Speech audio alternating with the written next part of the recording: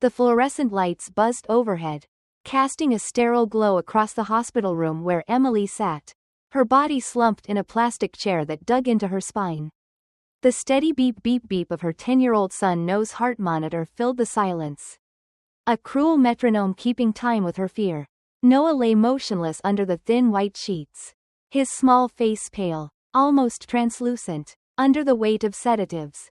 The air smelled sharp with antiseptic. And a styrofoam cup of coffee sat cold and untouched on the side table. Emily's fingers twisted a delicate silver bracelet on her wrist. A nervous tick she couldn't shake. Each twist felt like a plea to hold herself together. To keep the world from unraveling. Outside, the Chicago skyline loomed under a heavy November sky. The kind of gray that seemed to press down on the city. Snowflakes dusted the hospital parking lot, catching the faint light of street lamps. Emily's eyes lingered there, avoiding the reality inside these walls. Noah needed emergency heart surgery, a complex procedure with a high success rate but a price tag that made her stomach churn. Insurance would cover the basics. But the advanced surgery the doctors recommended? That was on her, and she was drowning. She didn't want to make the call. God, she hated the idea of begging. Especially from them, her in-laws, Patricia and Richard, had never seen her as family, not really. To them, she was the working-class girl their son, David, had married, the one who never quite fit into their polished Lake Forest world. But pride was a luxury Emily couldn't afford. Not when it came to Noah. She picked up her phone, her thumb hovering over Patricia's name before pressing call. Emily. Patricia's voice sliced through the line. Crisp and clipped, like she was already bracing for an inconvenience. Patricia, Emily said, forcing her voice to stay steady. It's Noah. He needs heart surgery, urgently. The doctors say there's a procedure with a much better chance. But insurance won't cover it all. I need help with the cost. A pause stretched on, heavy and deliberate. Emily could almost see Patricia's perfectly manicured nails tapping on her marble countertop. Her lips pursed in that familiar, judgmental way. Oh, Emily, she finally said, her tone dripping with false concern. That sounds serious. But are you sure? Hospitals can be so pushy with these expensive options. Maybe you should get a second opinion. Emily's grip on the bracelet tightened, the metal biting into her skin. I've done the research. This isn't about being pushed. It's about giving Noah the best shot at surviving. Please, I'll pay you back. I just need you to co-sign a loan. Another silence. Then Richard's voice, low and detached, like he was reading from a script. Insurance covers the standard surgery. Doesn't it? That's probably fine. These add-ons don't always make a difference. Fine. The word hit Emily like a slap. Noah's life wasn't some budget item to skimp on. Her chest tightened, her breath shallow. Please, she whispered, her voice cracking. He's 10. He's your grandson. He deserves more than, fine. Patricia's tone sharpened. Emily, it's just too risky for us financially. You understand, don't you? We can't take on that kind of burden right now. Burden? Emily's throat burned. Her son was fighting for his life. And they were worried about their bank account. He's your grandson, she repeated, softer this time, almost pleading. No response. Patricia murmured something about praying for them. And the line went dead. Emily stared at her phone, her hands trembling, the metallic taste of humiliation flooding her mouth. She'd been reduced to nothing, a beggar at their feet, dismissed with a flick of their wrist. An hour later, still numb, Emily scrolled through her phone, desperate for a distraction from the ache in her chest. That's when she saw it.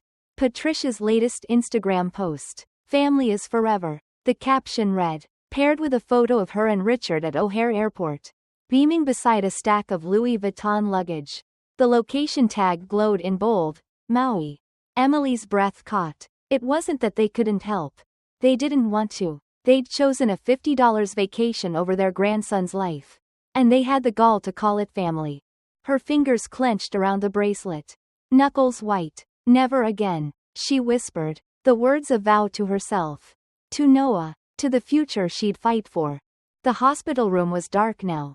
The only light coming from the soft glow of Noah's monitors. Emily sat closer to his bed, her arms folded tightly across her chest. the bracelet still twisting under her fingers. The steady rhythm of the machines should have been comforting. Proof he was still here. But each beep was a reminder of how fragile this moment was. Emily? Nurse Sarah's voice was gentle as she poked her head in. Can I get you anything? Water? A blanket? Emily managed a small shake of her head. No, thanks. I'm okay. Sarah hesitated, then nodded and slipped out, leaving Emily alone again. Okay. The word felt absurd. She was anything but okay. What she needed wasn't a blanket or a drink. What she needed was for Patricia and Richard to care enough to save their grandson. Instead, they'd left her here, alone, with nothing but a cold coffee and a phone full of unanswered calls. Her mind replayed the conversation with Patricia, each word a splinter under her skin. Too risky. Get a second opinion. Fine. They weren't just refusing to help, they were judging her, dismissing her as irrational, as if she hadn't spent nights poring over medical journals, talking to specialists, weighing every option. Patricia's voice, so calm, so patronizing, had made Emily feel small, like a child being humored. And Richard's detached tone, as if No's life was just a line item to cross off, cut deeper than anything. Emily's phone buzzed, pulling her back to the present. A voicemail from Richard. Her stomach twisted as she pressed play. Emily. His voice droned, cold and professional, like he was addressing a client. This isn't personal. We can't be responsible for your choices. Please don't involve us further. She played it again, then again, until the words were seared into her mind. Not personal. What could be more personal than her son's life? She stared at the ceiling, her eyes stinging, willing herself not to break. If they wouldn't help, she'd find another way. She opened her laptop, her fingers trembling as she started a list. Names of anyone she could call, friends, co-workers, neighbors, anyone who might listen. If her in-laws wouldn't step up, she'd build her own army. As she typed the first name, her thoughts drifted to Patricia and Richard, probably sipping cocktails by a Maui beach right now. Their Instagram feed full of lies about family. Something inside her hardened. She wasn't just fighting for Noah anymore. She was fighting for the truth. The next morning, Emily sat in the hospital cafeteria, the hum of vending machines filling the quiet. She needed a break from the sterile room upstairs, from watching Noah's chest rise and fall under the weight of machines. She stared at her phone, hesitating over a number she hadn't called in years. Lauren, an old co-worker from her days at a Chicago law firm. They'd bonded over late nights and greasy takeout. But life had pulled them apart. Could she really ask for help after all this time? Her thumb hovered over the call button. Then she pressed it. Emily? Lauren's voice was warm, surprised. Wow, it's been forever. What's up? Emily forced a laugh, the sound brittle. Yeah, feels like a lifetime. Lauren, I wouldn't call if I wasn't desperate. Noah, my son, needs heart surgery, the kind insurance won't fully cover. I've tried everything, and I'm out of options. She braced for awkwardness, for a polite brush off. But Lauren didn't hesitate. Send me the details. I'll see what I can do. Emily nearly dropped the phone. Lauren, I don't even know what to say. Say yes. Lauren replied simply. Get me the info. When the call ended, Emily sat frozen, relief and shame swirling in her chest. A near stranger had offered help without blinking, while her in-laws, the ones preaching, family is forever, were halfway across the Pacific. Her phone buzzed again. A text from Patricia. Thinking of Noah. Stay strong. Attached was a photo of her and Richard in resort wear, smiling under a palm tree. Emily's vision blurred with rage. They weren't just absent, they were mocking her, flaunting their wealth while she begged for scraps. They want me quiet, she whispered. They want me small. I won't be. 3 days later, Emily was in the hospital lobby, her laptop balanced on her knees. When her phone rang, the number was familiar, but it took a moment to place it. Emily, the voice said, calm and professional. It's Greg Carter, your husband's estate lawyer from a few years back. Emily straightened, her heart skipping. Greg. Hi. It's been a while. I heard about Noah, he said softly. I'm so sorry. How's he doing? Sedated, she replied, her voice tight. We're waiting for the surgery prep. There was a pause. Then Greg's tone shifted. Emily, has Noah received his inheritance yet?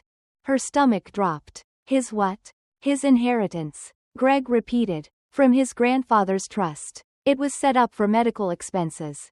Education. Emergencies, especially emergencies. It became partially accessible when Noah turned 10. Emily's world tilted. The buzz of the lobby faded. The vending machines hummed distant. Greg, I don't know what you're talking about. No one told me about a trust. He sounded surprised. You didn't know? Your father-in-law, Richard, and Patricia were named co-trustees after David passed. They've been managing it. Emily's fingers gripped the armrest. Her nails digging into the fabric. You're saying they knew about this money? For Noah? And they let me beg them for help? Greg hesitated, his voice careful. Emily, I've seen recent withdrawals. Large ones. Not for medical expenses. How large? She asked. Her throat dry. Dozens of transactions. Thousands each time. Labeled as family expenses. Family. The word burned like acid. They'd taken Noah's money meant to protect his future, and spent it on their vacations. Their cars. Their perfect life. Emily's voice dropped to a whisper. They let me humiliate myself. They let me crawl, knowing they were sitting on his money. I can send you the statements. Greg said. Every record. You'll need them if you want to take action.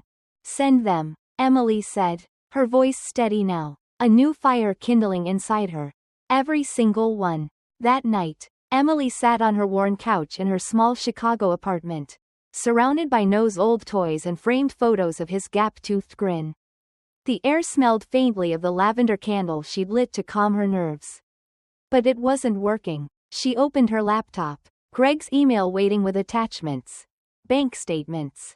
Transaction logs. Proof of Patricia and Richard's betrayal. Each line was a stab. $10 for a Maui resort. $5 for designer bags. $3 for a dinner in Paris. All while Noah lay in a hospital bed. His heart ticking like a time bomb. Emily's eyes fell on a photo of Noah at 5. Laughing in a pumpkin patch. She remembered Patricia's voice on the phone. So calm. So dismissive. Too risky. Get a second opinion. They weren't protecting their finances. They were protecting their theft. She opened a new document and started typing. Not just a list of people who could help, but a list of witnesses.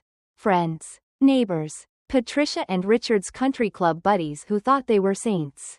People who needed to know the truth. At the top, she typed their names in bold, Patricia and Richard. Then she underlined them. You taught me shame, she whispered to the empty room. Now I'll teach you consequences. But first, she needed to see them face to face. The hospital cafeteria was a blur of fluorescent lights and the low hum of vending machines. But Emily barely noticed. She sat at a corner table. Her laptop open, a half-eaten bagel pushed aside. Her fingers trembled as she typed. Each keystroke a small act of defiance. Noah, her 10-year-old son, was still upstairs, tethered to machines that kept his fragile heart beating. The weight of his condition pressed against her chest. But something else burned hotter now, rage. Patricia and Richard, her in-laws, hadn't just abandoned her. They'd stolen from Noah, siphoning his inheritance for their lavish lifestyle while she begged for scraps to save his life. Emily wasn't the same woman who'd pleaded on the phone days ago. That woman was gone. This one was building an army. She opened a new document and titled it, Witnesses. Not just people who could help with money, but those who could expose the truth about Patricia and Richard's betrayal. Friends. Neighbors. Their country club clique who fawned over their perfect family facade. Emily's eyes narrowed as she typed the first name, Lauren. Her old co-worker who'd already stepped up without hesitation. Then she added more, colleagues from her old law firm. A cousin who'd always been kind. Even a barista who'd overheard Patricia's condescending remarks at the local coffee shop. Each name was a brick in the wall she was building. A shield for Noah and a sword against the lies. Her phone buzzed. A text from Lauren. Sent you the contact for a financial advisor who might help. Call her. Emily's heart lifted. A rare flicker of hope. Lauren's immediate willingness to help had stunned her. A stark contrast to Patricia's cold dismissal. She typed a quick reply. Thank you. I owe you, and kept going.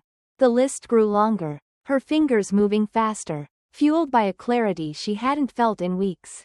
Then her phone rang. It was Greg, the estate lawyer who dropped the bombshell about No's trust.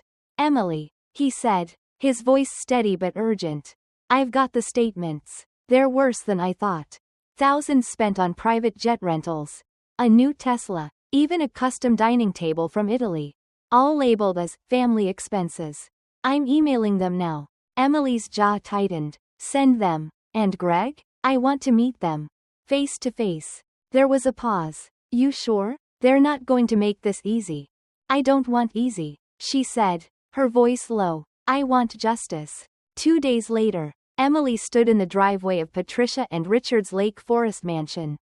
The kind of place that screamed old money with its manicured hedges and gleaming brickwork. Greg stood beside her, his briefcase a quiet promise of evidence. The November air was sharp, biting at her cheeks, but Emily's pulse pounded with a fire that kept her warm. She'd spent the last 48 hours poring over Greg's files, bank statements, screenshots of Patricia's Instagram posts, receipts that painted a damning picture. A $12 spa retreat in Maui. A $7 watch for Richard. A $4.500 donation to their country club's gala. Labeled as family goodwill. All from No's trust. The money his grandfather had left to protect him. Greg glanced at her. Stay calm. Let them talk first. They'll dig their own grave. Emily nodded, though her heart thundered. She wasn't here to beg anymore. She was here to demand. Patricia opened the door, her silk blouse and gold bangles screaming wealth. Her smile was tight, practiced, the kind she used at charity galas. Emily, you should have called, she said, her voice sugary but sharp. Her eyes flicked to Greg, and the smile faltered. And you brought company. Greg Carter, he said, extending a hand she didn't take. A state attorney. Richard appeared behind her, his navy blazer pristine, his posture radiating control. Emily, he said warmly, as if they were meeting for Sunday brunch. We've been meaning to check in. Emily's stomach churned at the act. She thought of No's pale face. The beeping monitors. The cold coffee she hadn't touched in days. Let's talk inside, she said, her voice flat. They led her to the living room. A museum of polished wood and imported art. Patricia perched on a velvet armchair, her hands folded over a designer handbag. Richard stood by the fireplace, one hand in his pocket. The picture of ease. Emily didn't sit. She placed a folder on their marble coffee table, the thud echoing in the silent room. I know about the trust, she said, her eyes locked on Patricia's. No's trust. The one you've been draining. Patricia's smile didn't waver, but her fingers twitched. Emily, you're upset. Let's not make this dramatic. Dramatic? Emily's voice was steady, but it carried an edge. She opened the folder and slid a photo across the table. A screenshot of Patricia and Richard toasting champagne in Maui. Posted 3 days after Emily's desperate call. This was taken while I was begging you to help save your grandson. You told me it was too risky. But you had no problem spending his money on this. Richard's jaw tightened. Where did you get that? Your public Instagram, Emily said coolly. You should be more careful when you're stealing from a child. She tapped the bank statements next. These show every withdrawal. Vacations, cars, gifts for your friends' kids. All from No's trust. You let me humiliate myself while you lived like kings. Patricia's voice turned icy. You're making a scene. Emily. No, Emily said, stepping closer. I'm making history. This ends today. Greg spoke up, his tone calm but unyielding. We've filed for an injunction to freeze your accounts. The court will review everything. But we're giving you a chance to settle this quietly. Richard's composure cracked, a vein pulsing at his temple. You wouldn't dare drag our name through the mud. Do you know what that would do to you? Emily met his glare without flinching. Try me. The silence was thick, suffocating. For once, Patricia had no clever retort. No patronizing smile. Emily slid the folder toward them. You said family is forever. Prove it. Full accounting. Full repayment. And I want control of No's trust. Now. Patricia's hand hovered over the folder. Then pushed it back. her fingers trembling just slightly. "You'll regret this, Emily." Emily smiled. Not the desperate, pleading kind they were used to, but one that said she'd learned to play their game. "No," she said softly. "You will." The retaliation came faster than Emily expected. By the next morning, her phone was a storm of notifications. Texts from neighbors, emails from distant relatives, even a message from her old church group. "Is this true, Emily? Praying for your mental health. Why are you doing this to your family?" Her heart sank as she scrolled. Then she saw the email, forwarded by a friend who'd been BCC'd. Patricia had sent it to half their social circle. "We are heartbroken to share that Emily has been struggling mentally and making reckless financial decisions regarding nose care. Please keep our family in your prayers." Attached was a photo of Noah in his hospital bed, her photo. One she'd sent Patricia in a moment of vulnerability. The caption twisted it, implying Emily was exploiting Noah's illness for money. Emily's hands shook as she stared at the screen. They weren't just trying to silence her, they were trying to destroy her. She threw her phone onto the couch and paced her small apartment. The walls closing in, the lavender candle flickered, its scent now cloying. She wanted to scream, to drive to their mansion and smash their perfect facade. But she couldn't. Not yet. Greg called an hour later. "They've filed an emergency motion," he said, his voice tight. "They want Patricia reinstated as the sole trustee of Noah's fund. They're trying to cut you out completely." Emily's breath caught. "They're saying I'm unfit? They're saying you're unstable," Greg replied. "They're playing dirty." The next day, Emily sat in a Chicago courthouse. The smell of old wood and stale coffee thick in the air. Patricia and Richard sat across the room. Patricia in a somber gray dress, her face a mask of concern. She spoke to the judge, her voice trembling just enough to sell the act. "We've always acted in Noah's best interest. Emily's emotions have clouded her judgment. We just want stability for our grandson." It was masterful, every word crafted to paint Emily as unhinged. She wanted to leap up, to scream the truth, but Greg's hand on her arm kept her grounded. "Wait," he whispered. "Our turn's coming." By the time they left, the motion was still undecided. But Emily felt the sting of doubt creeping in. What if they won? What if they took Noah's future away for good? That evening, Emily sat by Noah's bedside. The hospital room quiet except for the soft beeping of his monitors. He was still sedated, his small chest rising and falling. She reached for the toy bracelet on his nightstand. A cheap plastic thing Patricia had given him years ago. Engraved with his initials, it matched the silver one on her wrist. The one she'd twisted during her darkest moments. It used to feel like a connection to family. Now it was a reminder of betrayal. "This isn't about me," she whispered, tears stinging her eyes. "It's about you, Noah. I promised." A soft knock broke her thoughts. The door creaked open, and Jessica, Patricia's daughter and Emily's sister-in-law, slipped inside. Her eyes darted nervously before she shut the door. "You didn't get this from me," she said, pressing a USB drive into Emily's hand. Emily blinked. "What is it?" "Everything you need," Jessica said, her voice barely above a whisper. "I'm sorry, Emily. I didn't know how far they'd gone." Emily didn't ask how Jessica got it. Maybe guilt had finally broken her loyalty to Patricia. Maybe she just didn't want to be complicit. Either way, Emily didn't care. She drove home, Greg meeting her at her apartment. They plugged the USB into his laptop, and the files spilled open like a Pandora's box. Recordings of Patricia and Richard laughing about keeping Emily in her place. Emails plotting how to manage her, as if she were a problem to budget for. Receipts for purchases that made Emily's stomach turn. $15 for a yacht rental. $8 for custom jewelry. $20 for a family retreat in the Bahamas. All from Noah's trust. Greg leaned back, whistling low. "Emily, this isn't just civil anymore. This is criminal." Her anger wasn't just hot now, it was white hot. Righteous. "They wanted a war," she said, her voice steady. "Fine. We end it on my terms." They worked through the night, cataloging every file, every email, every damning piece of evidence. Greg reached out to the DA's office, his voice calm but urgent as he outlined the case. Emily contacted a journalist. Sarah Klein, a Chicago Tribune reporter known for exposing corruption. Patricia had always feared her, dodging her at galas with nervous smiles. Now, Emily was handing her the story of a lifetime.